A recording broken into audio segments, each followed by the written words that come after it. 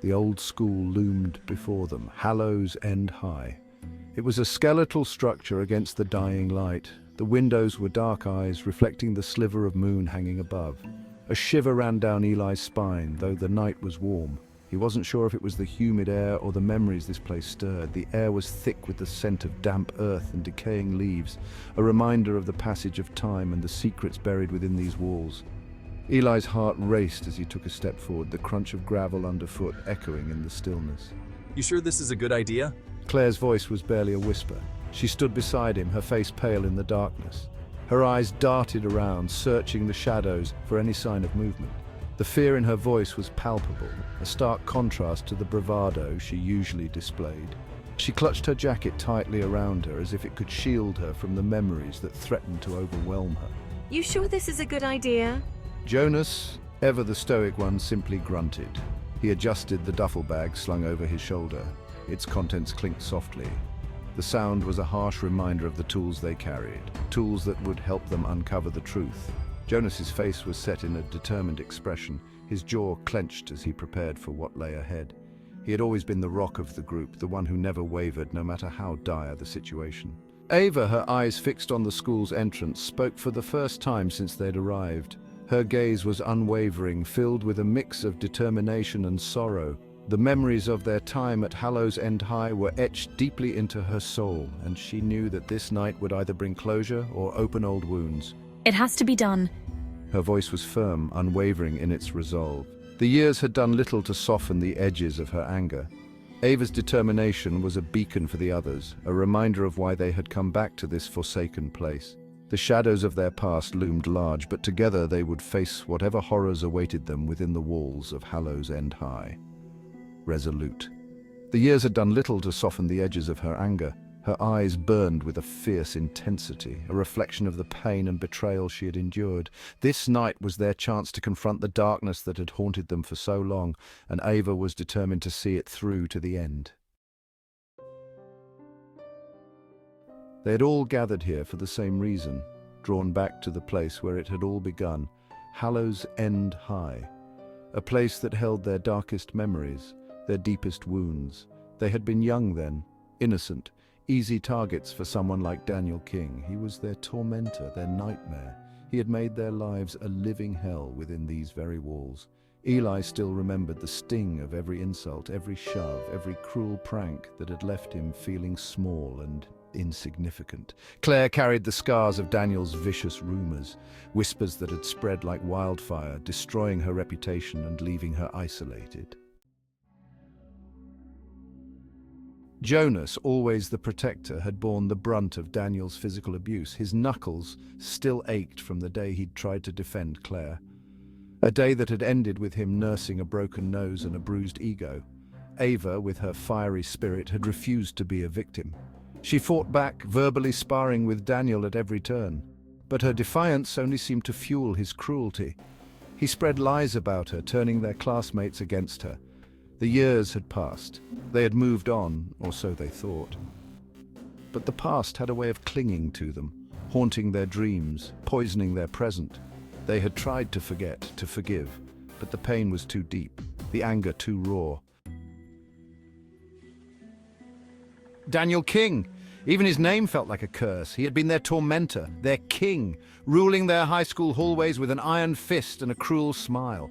He was gone now, moved on to bigger and better things, or so they'd heard.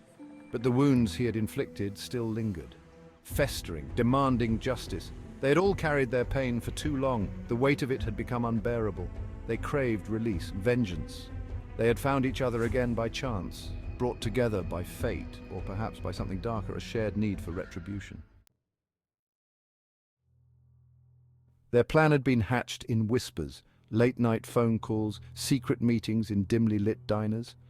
They were no longer the scared teenagers they once were. They were adults now, capable of anything. We'll give Daniel a taste of his own medicine. Make him feel the same fear and pain he had inflicted upon us. We'll break him. Jonas had secured the blueprints to Daniel's new life, a sprawling mansion on the outskirts of town. Ava, with her tech skills, had disabled the security system. Claire had concocted a plan to lure him home, and Eli would deliver the final blow. and this is where it would end. We came to Hallows End High for a reason. This was where it had all begun. The air inside the school was thick with dust and decay, the smell of mildew and stale memories. Eli ran a hand along the wall, his fingers tracing the faded graffiti, names and dates scrawled in permanent marker, a testament to lives lived and lost. They moved through the darkened corridors like ghosts, each footstep echoing in the silence. The gymnasium doors loomed ahead. Jonas gave them a curt nod. It was time. Eli's heart pounded in his chest. He could taste his own fear. But beneath the fear there was a cold, hard anger, a thirst for revenge that had been brewing inside him for far too long. He took a deep breath and pushed open the doors. The gymnasium was empty. The silence was almost deafening, a stark contrast to the usual hustle and bustle that filled the space. The echoes of past games and laughter seemed like distant memories now, deserted. Except for him, Daniel King. He stood out like a lone wolf in a vast, empty forest. He sat alone in the middle of the basketball court, his back to them. He hadn't changed much. The years had been kind to him, preserving that same aura of invincibility, still the same arrogant smirk. It was a smirk that could infuriate anyone who crossed his path, the same air of untouchable confidence. He carried himself with a swagger that suggested he was untouchable, invincible, as if he owned the world, as if nothing and no one could ever bring him down, as if he had nothing to fear. His eyes scanned the empty gym, daring anyone to challenge him. I felt a surge of rage course through me, my fists clenched involuntarily, my nails digging into my palms.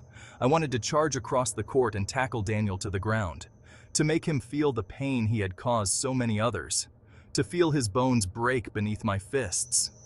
The thought of it was almost intoxicating, but something held me back, a flicker of doubt. A small voice in the back of my mind questioning my intentions, a voice inside my head whispering that this was wrong, that violence wasn't the answer, no matter how justified it seemed. He looked at Claire, at Jonas, at Ava. Each of them had their own reasons for being here, their own grudges against Daniel. Their faces were etched with a mixture of anger and determination. They had all been wronged by him in some way. They were ready, but were they? The question lingered in the air, heavy with uncertainty. The confrontation was inevitable, but the outcome was anything but certain. Well, look who decided to show up. Daniel's voice echoed through the empty gymnasium. He turned to face them, his eyes glinting with amusement. Did you miss me? Eli felt a cold fury wash over him. He took a step forward, his fists clenching. We're here to return the favor. His voice was low and menacing. Ava stepped into the light, her eyes locked on Daniel's. You took everything from us. Now it's our turn. Daniel just laughed, a cruel, mocking sound that grated on Eli's nerves. You think you can scare me? You're pathetic. Eli saw red. He lunged. But Eli didn't reach Daniel. Claire grabbed his arm, her fingers digging into his skin. The tension in the air was palpable, almost suffocating. Eli's heart raced, his mind clouded with anger and confusion. He could feel the heat of the moment, the intensity of the confrontation. Stop it, Eli, this isn't you. Her voice was firm yet filled with a desperate plea, a plea for him to see reason, to remember who he truly was. Her words were like a splash of cold water. Eli froze. He looked at Claire, at Jonas, at Ava. Their faces were a mixture of anger and fear. But there was something else there too, shame. Eli realized then that Claire was right. He had lost himself in the heat of the moment, forgetting the values they all stood for. This wasn't him. This wasn't who they were. They weren't like Daniel. They were better than that. He looked at Daniel, who was watching them with a mixture of amusement and contempt. Eli felt a strange sense of pity for him.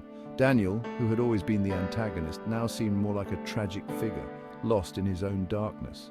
Daniel was trapped in his own personal hell, a prisoner of his own making. Eli let out a shaky breath. He lowered his fist. The weight of the moment pressed down on him, but he felt a strange sense of relief. He was letting go, not just of the confrontation, but of the anger and hatred that had consumed him. Let's go. His voice was soft, almost a whisper, but it carried the weight of his decision.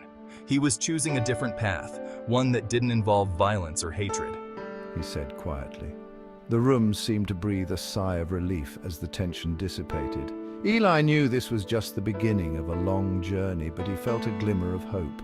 They were not defined by their darkest moments, but by their ability to rise above them.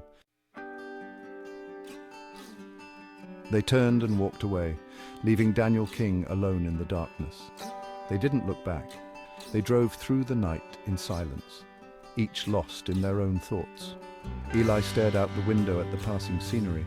He felt a weight lift from his shoulders, a weight he hadn't even realized he'd been carrying. They weren't going to get their revenge, but they had found something else. Something more important. They had found forgiveness. Forgiveness for Daniel, and forgiveness for themselves. The road ahead was long. The scars of the past would always be with them. But they would heal, they would move on, they would be okay, because they had each other. And that was all that mattered.